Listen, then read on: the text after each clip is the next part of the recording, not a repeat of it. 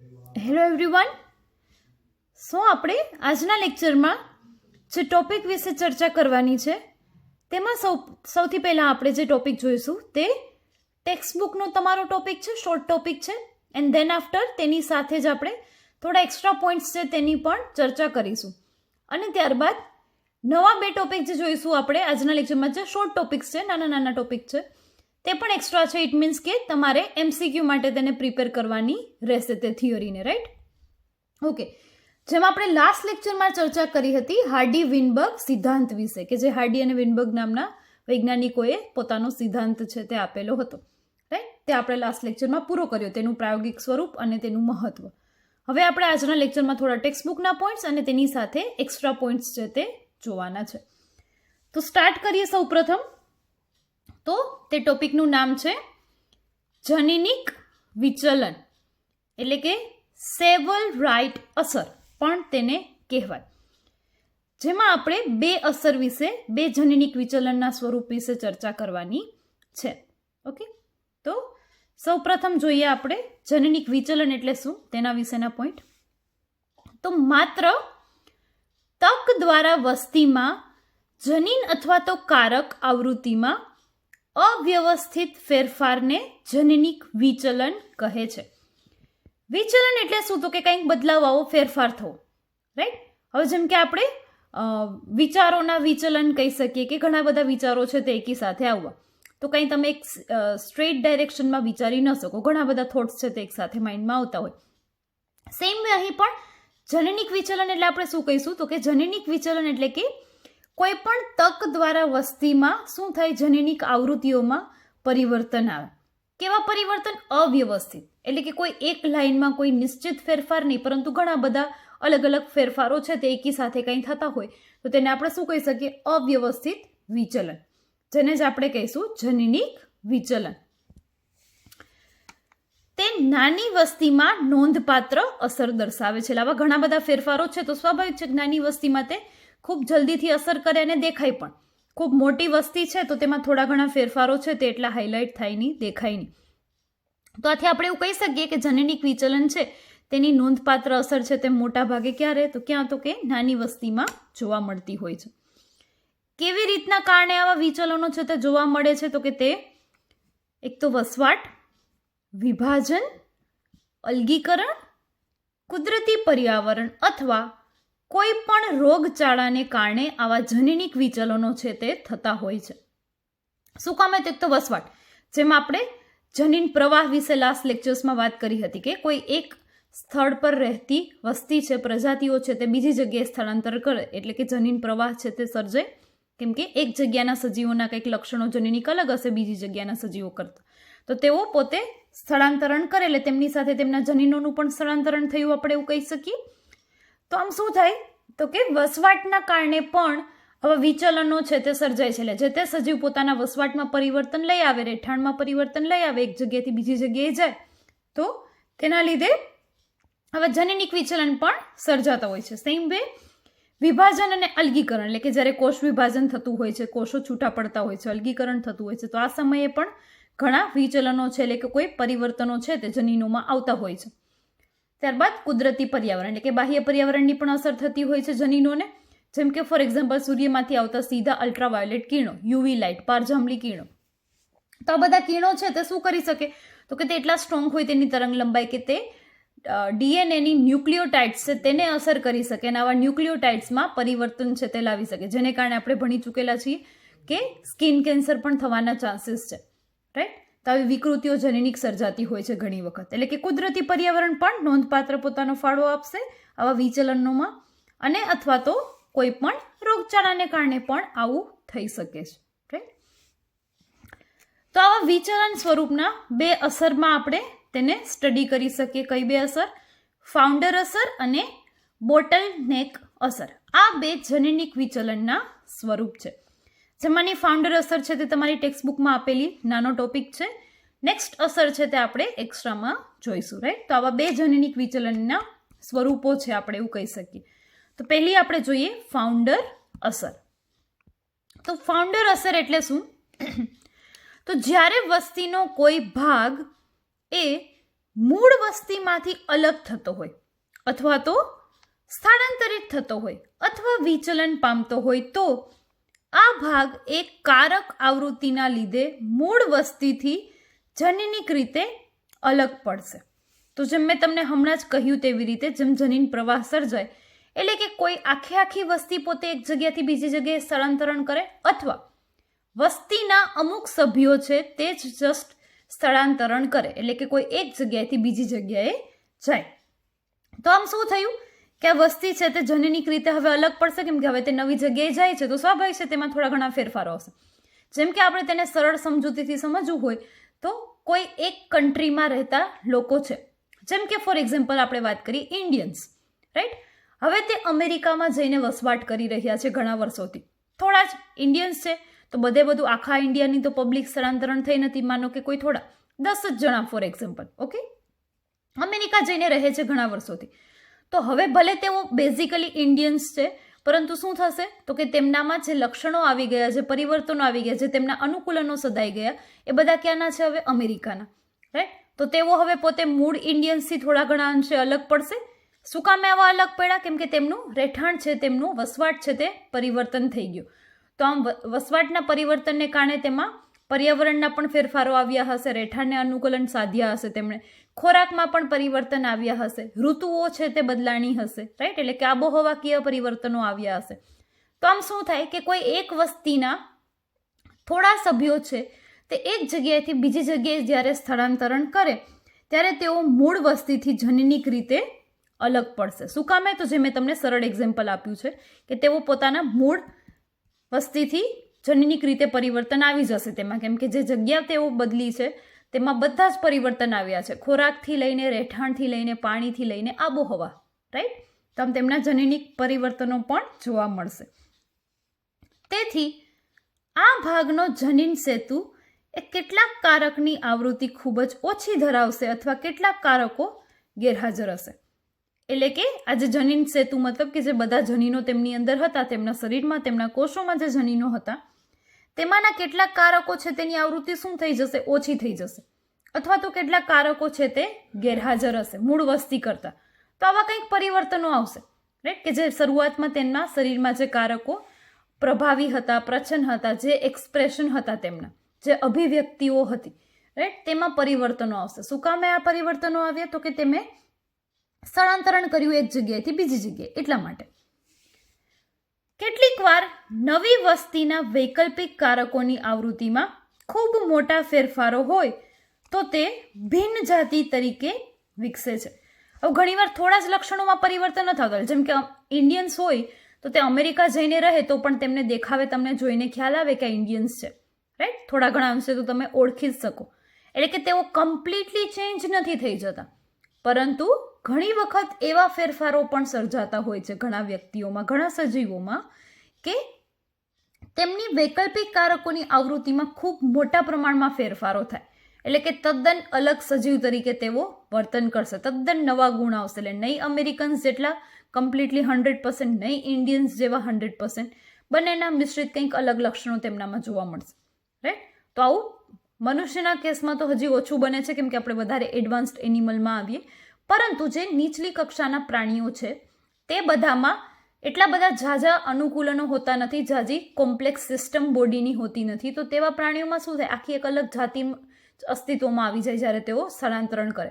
ખાસ કરીને સૂક્ષ્મજીવો છે, કીટકો છે, કે જેમની શરીર રચના છે, તેમના તંત્રો છે તે એટલા બધા સુવિકસિત હોતા નથી, રાઈટ. એટલી કોમ્પ્લેક્સ બોડી સિસ્ટમ હોતી નથી. તો તેઓમાં થોડા ઘણા કેમ કે તેમના ટોટલ ફોર એક્ઝામ્પલ લક્ષણો 10 જ હોય છે કોઈ, તો હવે તેમાં 2-3 લક્ષણોમાં પણ ફેરફાર થયેલો, ઓલમોસ્ટ આપણે 50% જેવા લક્ષણોમાં પરિવર્તન આવી ગયા તેવું કહી શકીએ. તો આથી આવા જે નાના નાના પ્રાણીઓ, કીટકો વગેરે હોય છે, જીવજંતુઓ હોય છે, તેમાં જ્યારે સ્થળાંતરણ જોવા મળે ત્યારે તેઓ એટલા બધા ઘણી વખત પરિવર્તનો જોવા મળે, એટલા અલગ અલગ લક્ષણો ભિન્ન જોવા મળે કે તેઓ એક ભિન્ન જાતિ તરીકે જ વિકાસ પામતા હોય છે.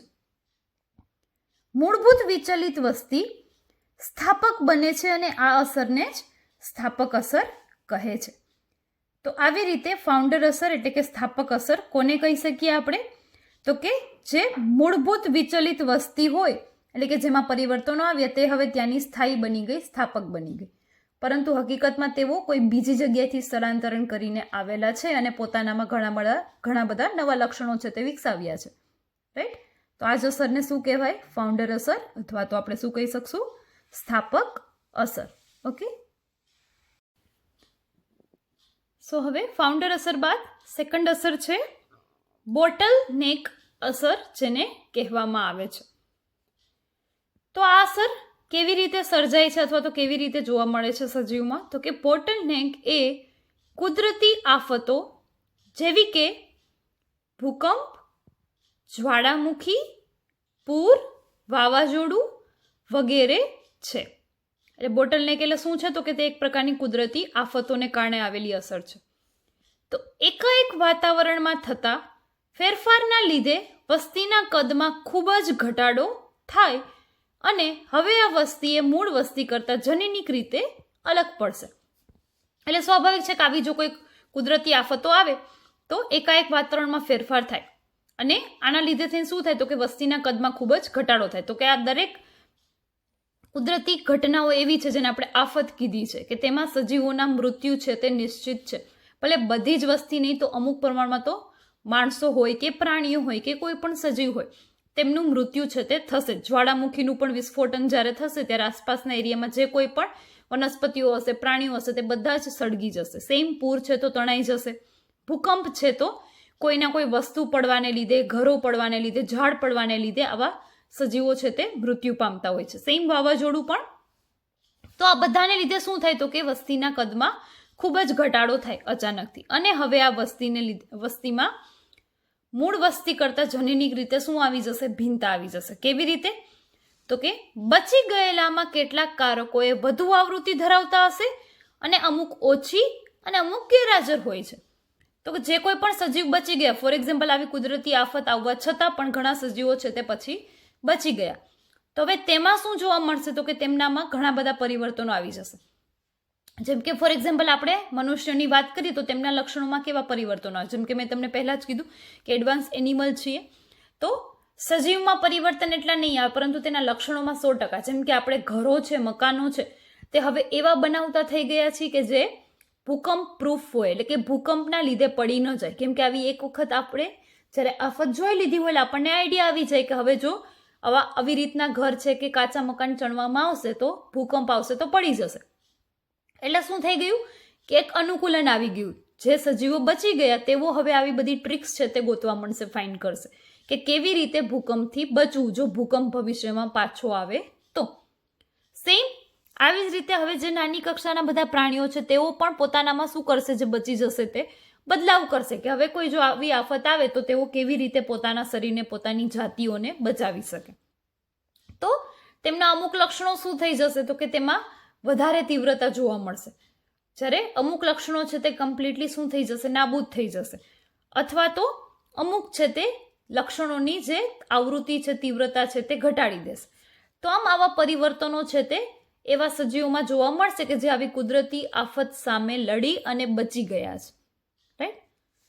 જો બોટલનેકમાંથી પસાર થતી વસ્તી, એટલે કે આવી કુદરતી આફતમાંથી પસાર થતી વસ્તી છેલ્લે કદ પાછું મેળવે, એટલે કે ઘણી બધી સજીવો છે તે એકી સાથે ફોર એક્ઝામ્પલ ભૂકંપ આવ્યો અને મૃત્યુ પામ્યા, તો કે 1000 સજીવમાંથી ફક્ત 100 જ બચ્યા.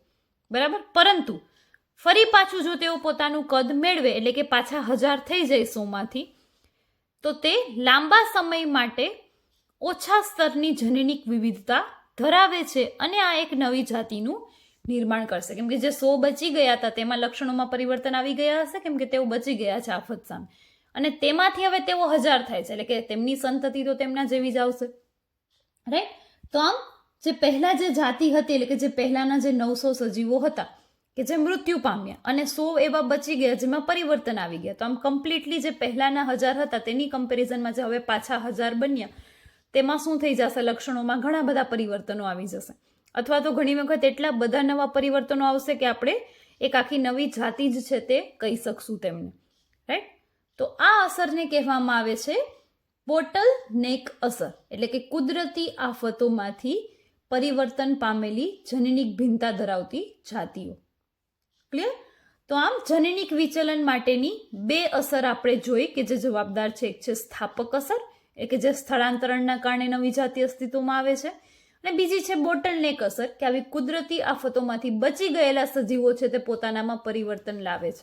તો આવી બે અસરના કારણે, બે મુખ્ય અસરના કારણે જનીનિક વિચલન એટલે કે જનીનિક આવૃત્તિઓમાં ભિન્નતા સર્જાતી હોય છે. ક્લિયર? MCQ માટે યાદ રાખજો ખાસ. આ બોટલનેક અસર છે તે ઓબ્વિયસલી એક્સ્ટ્રા છે, જે તમને કદાચ ટેક્સ્ટ બુકમાં આપેલ નથી આ પોઈન્ટ, રાઈટ? તો તમારે MCQ માટે પ્રિપેર કરવાની રહેશે. નેક્સ્ટ હવે જે ટોપિક આપણે જોવાનો છે તે છે નૈસર્ગિક પસંદગીના પ્રકારો, કે જે એક્સ્ટ્રા પોઈન્ટ છે. જેમ કે આપણે નૈસર્ગિક પસંદગી વિશેની ઘણી બધી ચર્ચાઓ કરી ગયા છીએ. ડાર્વિનના વિવિધવાદ છે, કેવી રીતે કુદરતમાં પસંદગી થાય છે, તો આ બધી ચર્ચાઓ જે ટેક્સ્ટ બુકની છે તે આપણે ઓલરેડી કરી ચૂક્યા છીએ, રાઈટ? અહીં થોડાક વિભાજન પાડી અને વ્યવસ્થિત રીતે આપણે નૈસર્ગિક પસંદગીના પ્રકારો છે તેના વિશે વાત કરીશું.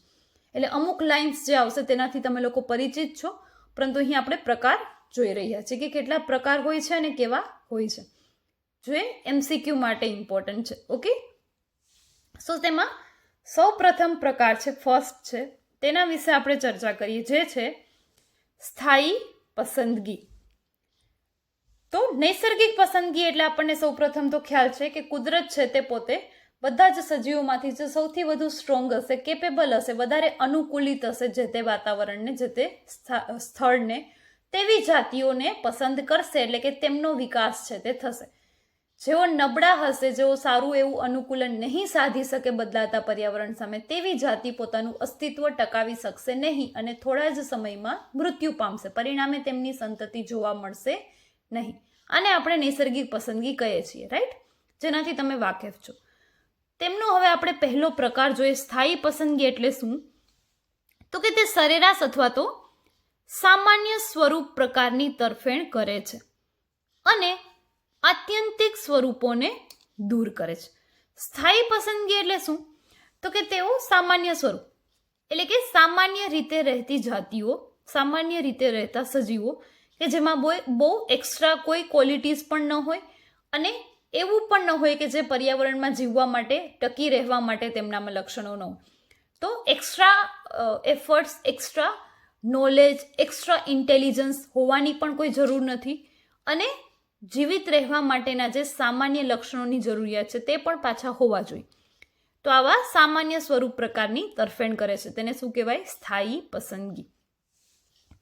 આ પસંદગી પછી સરેરાશ મૂલ્ય કદાપી બદલાતો નથી. એટલે કે ટોચ ઊંચી અને સાંકડી થતી જાય છે કારણ કે ઘણા સભ્યો સરેરાશ લક્ષણ મૂળ મૂલ્ય મેળવે છે. આમ સંતુલન પસંદગીનું હંમેશા સ્થાયી પર્યાવરણમાં સંચાલન કરવામાં આવે છે. એટલે કે જો આપણે ગ્રાફ ડ્રો કરીએ તો આપણને તેનું મૂલ્ય છે તે ટોચ કેવી થતી જાય? ઊંચી અને સાંકડી થતી જાય છે. ફોર એક્ઝામ્પલ, એકદમ સાંકડી ટોચવાળો આપણને ગ્રાફ જોવા મળે. શું કામે? કેમ કે ઘણા સભ્યો છે તે સરેરાશ લક્ષણ મૂલ્ય મેળવે છે. એટલે કે જ્યારે લક્ષણોની વાત આવે ત્યારે મોટા ભાગના સ્વરૂપ પ્રકાર છે તે કેવા હોય? સામાન્ય લક્ષણ ધરાવતા. એટલે કે નીચે જે બેઝ હોય તે એકદમ પોળો હોય. પછી જેમ જેમ ઉપર જતા જવા, એટલે કે લક્ષણોની સ્પેસિફિક સિટીની આપણે વાત કરીએ તો ટોચ છે તે કેવી થઈ જાય? સાંકડી થઈ જાય. એટલે કે ત્યાં ખૂબ જ ઓછા સભ્યો બચે કે જેમનામાં લક્ષણો છે તે કેવા હોય? તો કે કંઈક એક્સ્ટ્રા હોય. ઓકે, તો આમ સંતુલન પસંદગીનું હંમેશા સ્થાયી પર્યાવરણમાં સંચાલન કરવામાં આવે છે. જેમ કે ઉદાહરણ આપણે જોઈએ તો શિશુઓમાં મૃત્યુ પ્રમાણ એટલે કે ઇષ્ટતમ જન્મ સમયનું વજન એ સંતુલન પસંદગી દ્વારા 7.3 પાઉન્ડ હતું.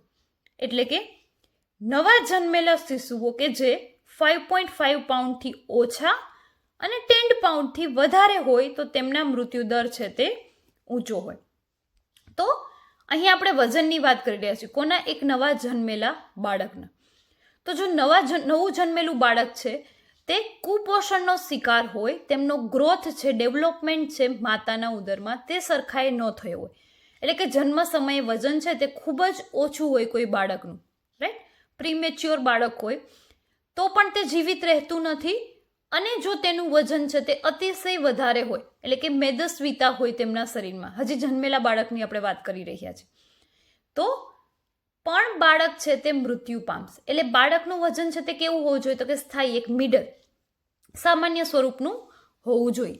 નહીં બહુ ઓછું કે નહીં બહુ વધારે, આ બંને કેસમાં બાળક છે, જન્મેલું બાળક છે તે મૃત્યુ પામે છે, તેને બચાવવું મુશ્કેલ હોય છે નવજાત શિશુને, રાઈટ. તો આ કેવી પસંદગી થઈ?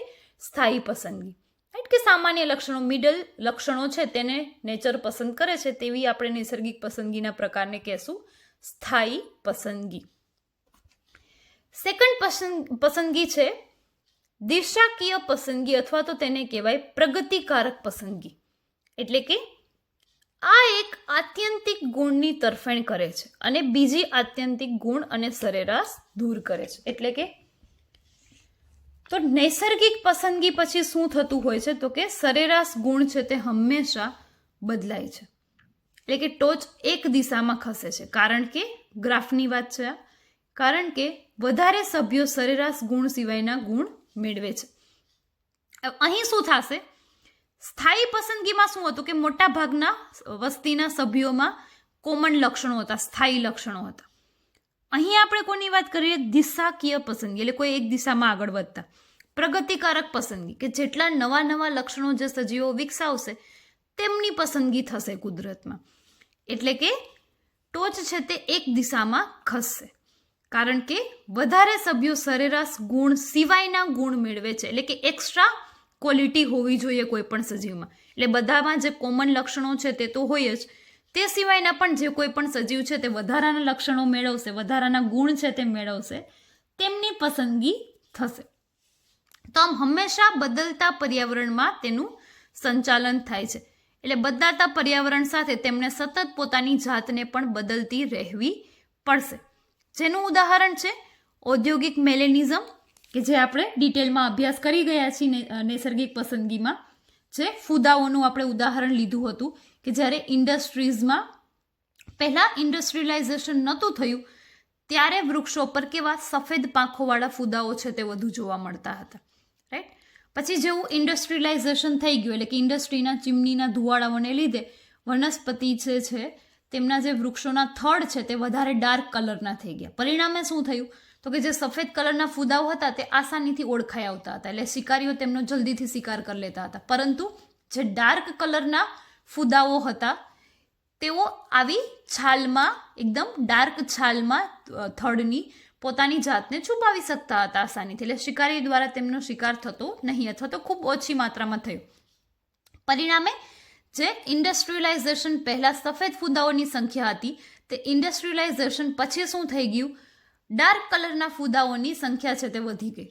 અને આવું થવાનું કારણ શું? તો કે ફક્ત ઇન્ડસ્ટ્રીનો ધુવાળો કે જે ઝાડની છાલ પર ચોંટી ગયો અને તેને પરિણામે ઝાડની છાલ છે તેનો કલર વધારે ડાર્ક થઈ ગયો, રાઈટ. તો આ ઉદાહરણ છે ઔદ્યોગિક મેલેનિઝમનું. તો અહીં શું થયું કે જે ફૂદાઓ સફેદ હતા તેઓ પોતાનો બદલાતા પર્યાવરણ સાથે પોતાનો રંગ બદલી શક્યા નહીં, પરિણામે તેમની પસંદગી પણ થઈ નહીં. અને જે ડાર્ક કલરના ફૂદાઓ હતા તેમને કુદરતી જ ફાયદો થયો, આપણે તેવું કહી શકીએ કે તેમના રંગ પ્રમાણેની છાલનો રંગ થઈ ગયો. તો આમ તેઓ પોતાની જાતને બદલાતા પર્યાવરણ સાથે અનુકૂલિત કરી શક્યા, એટલે તેઓ બચી પણ ગયા. તો આ પસંદગીને આપણે કેવી કહીશું? દિશાકીય પસંદગી, કે જે દિશામાં જે ઋતુ પ્રમાણે જેવા પરિવર્તનો આવે તેવું પોતાની જાતને પણ બદલવી પડે. જો કોઈ પણ સજીવ બદલાતા પર્યાવરણ સાથે દિશાકીય પરિવર્તન ન લાવે તો તેમનું સિલેક્શન થાય નહીં. ક્લિયર? તો આ ઉદાહરણ આપણે જોઈ ગયા છીએ, જે છે ઔદ્યોગિક મેલેનિઝમ, કે જે ટેક્સ્ટબુકનું ઉદાહરણ હતું, આપણે ડિટેલમાં ચર્ચા કરી છે. સેકન્ડ છે કીટકોનો ડીડીટી તરફ પ્રતિરોધ. એટલે કે આવી ડીડીટીના છંટકાવથી શરૂઆતમાં શું થતું હતું કે કીટકો મૃત્યુ પામતા હતા. હવે કીટકોએ પોતાનામાં અનુકૂલનો સાધી લીધા, તેમને આ ડીડીટીની કોઈ અસર થતી નથી. તો આ પણ કેવું પરિવર્તન થયું? દિશાકીય ફેરફાર થયા, દિશાકીય પસંદગી થઈ, કે તેમણે પોતાના શરીરમાં પોતાની અંદર આવા લક્ષણો વિકસાવી લીધા કે જેથી પહેલાં જે તેમને અસર થતી હતી તે હવે તેમને અસર થતી નથી. આથી તેઓ ડીડીટીના છંટકાવ પછી પણ પોતાની જાતને સુરક્ષિત રાખી શકે છે. ક્લિયર? તો આ વાત થઈ દિશાકીય પસંદગી, જેના બે મુખ્ય ઉદાહરણ છે. એક છે ઔદ્યોગિક મેલેનિઝમ અને બીજું ઉદાહરણ છે કીટકોનો ડીડીટી તરફ પ્રતિરોધ, કે જે પહેલાં તેઓ મૃત્યુ પામી જતા, કરી નતા શકતા. જે અમુક બચી ગયા કીટકો તેમણે પોતાનામાં પરમનન્ટ પરિવર્તન લાવી દીધા કે જેથી હવે તેમને ડીડીટીની અસર થતી જ નથી. અને સ્વાભાવિક છે કે તેમની હવે જે જનરેશન્સ આવશે, નવી પેઢીઓ આવશે તે તેમના જેવી જ આવી. એટલે કે તેમને પણ જન્મથી જ ડીડીટીની અસર છે તે થતી નથી. નૈસર્ગિક પસંદગીમાં હવે ત્રીજો પ્રકાર છે ભંગાણજનક પસંદગી. તો આ પસંદગી કેવી રીતે થાય છે? તો આ કુદરતી પસંદગીમાં બંને આત્યંતિક સભ્યો એક પછી એક પસંદ થાય છે અને સરેરાશ ગુણ છે તે નકારી દેવાય છે. તો આ એક વ્યાખ્યા સ્વરૂપે યાદ રાખજો, તમને આના આધારે MCQમાં પસંદગીનો પ્રકાર છે તે પૂછાઈ શકે છે.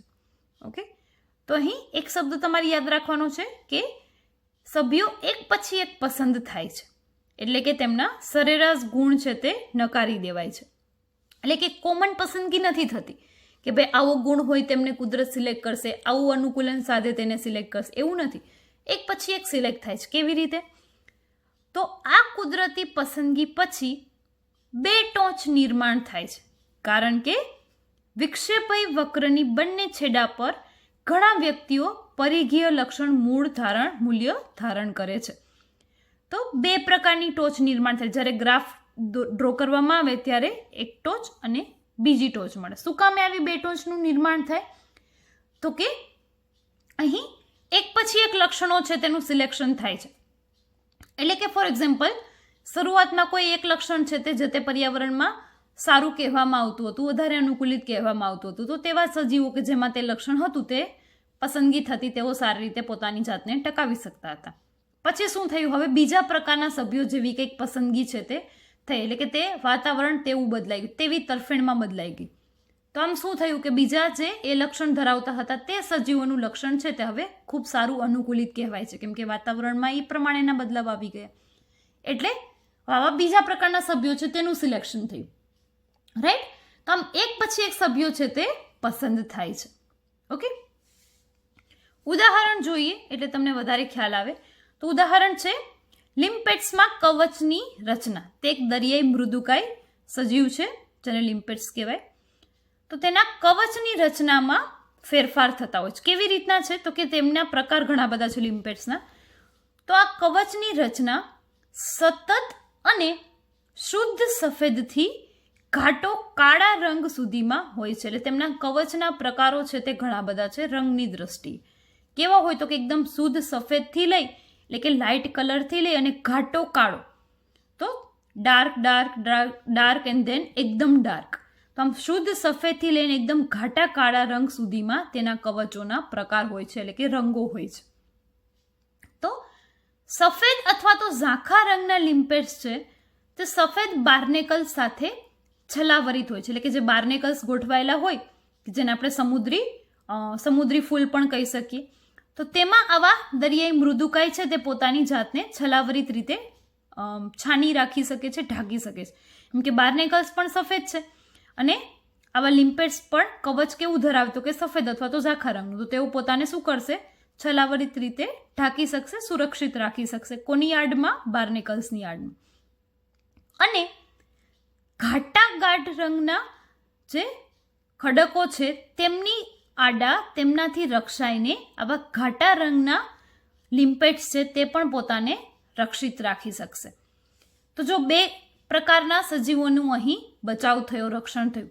એક કે જે સફેદ અને એકદમ લાઇટ રંગના છે, કવચ ધરાવે છે, રાઈટ? તેઓ પોતાને ક્યાં छिપાવી શકશે? તો કે બાર્નેકલ્સની આડમાં, એટલે કે સમુદ્રી ફૂલ સફેદ જે હશે તેમની આડમાં તેઓ छिપાઈ જશે, એટલે કે કોઈ શિકારીઓ તેમને ગોતી નહીં શકે. બીજા કે જેઓ એકદમ ખૂબ જ ઘાટા કવચો ધરાવતા હતા, તે જે દરિયાઈ પથ્થરો હોય, ઘાટા રંગના ખડકો હોય, તેમની આસપાસ छिપાઈ જતા હતા, એટલે તેમને પણ ઓળખી શકે નહીં શિકારીઓ. તો આમ બે પ્રકારના, એટલે કે એક પછી એક સિલેક્શન છે તે થયું કુદરતી રીતે. આવા બંને જ પ્રકારના કવચ ધરાવતા લિમ્પેટ્સ છે તેઓ પોતાને છુપાવી શકે છે. પરંતુ મધ્યક કવચ રચનાવાળા લિમ્પેટ્સ સ્પષ્ટપણે નજરે ચડે છે. તેથી કિનારાના પરભક્ષી પક્ષીઓ દ્વારા ભક્ષ્ય બની અને વિક્ષેપકારક પસંદગીમાં પરિણમે છે. પરિણામે શું થાય છે? તો કે આવા જે મધ્ય કલર જે હોય છે કે નહીં એકદમ લાઇટ અને નહીં એકદમ ડાર્ક, તો એ ડાર્ક બેકગ્રાઉન્ડમાં પણ દેખાઈ જાય અને લાઇટ બેકગ્રાઉન્ડમાં પણ તેઓ દેખાઈ જાય. પરિણામે શું થાય? તો કે જે પક્ષીઓ છે જેમનો તે ખોરાક છે તે તેઓ આવા લિમ્પિડ્સને તરત ઓળખીને તેમનું ભક્ષણ કરી લેતા હોય છે. આથી શું થયું તો કે અહીં ભંગાણજનક પસંદગી થઈ, એટલે કે લિમ્પિડ્સની જે જાતિ છે તેમાં ભંગાણ પડ્યું, એટલે કે જેઓ કન્ટિન્યુ દરેક પ્રકારના રંગના કવચ ધરાવતા હતા, એકદમ લાઇટથી એકદમ ડાર્ક સુધીના, તેમાં જે મધ્ય રંગના હતા તેઓ બધાનો શિકાર થઈ ગયો. પરિણામે શું થયું તો કે ભંગાણ પડ્યું તેમની જાતિમાં, રાઈટ. અને આવી રીતે કુદરતમાં સિલેક્શન થયું એકદમ લાઇટ અને એકદમ ડાર્ક કવચવાળા, એટલે કે બે ટોચ જોવા મળે જો તેમનો ગ્રાફ ડ્રો કરવામાં આવે તો, કેમ કે બે પ્રકારના સભ્યોની પસંદગી થઈ અહીં, બે લક્ષણ ધરાવતા, રાઈટ. પરંતુ જે મધ્ય પ્રકારના લક્ષણ ધરાવતા હતા, એટલે કે કવચ ધરાવતા હતા મધ્ય રંગનું, તેમની પસંદગી અહીં કુદરતમાં થઈ નહીં, કેમ કે તેઓ આસાનીથી દેખાઈ જતા હતા અને પક્ષીઓ દ્વારા, પરભક્ષીઓ દ્વારા તેઓ શિકાર થઈ જતા હતા. ક્લિયર? તો આપણે આજના લેક્ચરમાં અહીં સુધી જ રાખીશું. સૌ પ્રથમ આપણે જોયું જનનિક વિચલન માટેની બે અસરો. એક હતી ફાઉન્ડર અસર અથવા તો સ્થાપક અસર જેને કહી શકીએ, અને બીજી જોઈએ આપણે બોટલનેક અસર. ત્યારબાદ આપણે નૈસર્ગિક પસંદગીના 3 પ્રકારો વિશે ચર્ચા કરી: સ્થાયી પસંદગી, દિશાકીય પસંદગી અને ભંગાણજનક પસંદગી. ઉદાહરણ સાથે તેની ચર્ચા કરી કે જે MCQ માટે ખૂબ જ ઇમ્પોર્ટન્ટ છે. થિયોરિટિકલ પોઈન્ટ છે તે એક્સ્ટ્રા છે, થિયરીમાં તમને પૂછાશે નહીં. ઓકે, તો આજના લેક્ચરમાં અહીં સુધી જ રાખીશું. નેક્સ્ટ લેક્ચરમાં ફરી આગળ ચર્ચા કરીશું.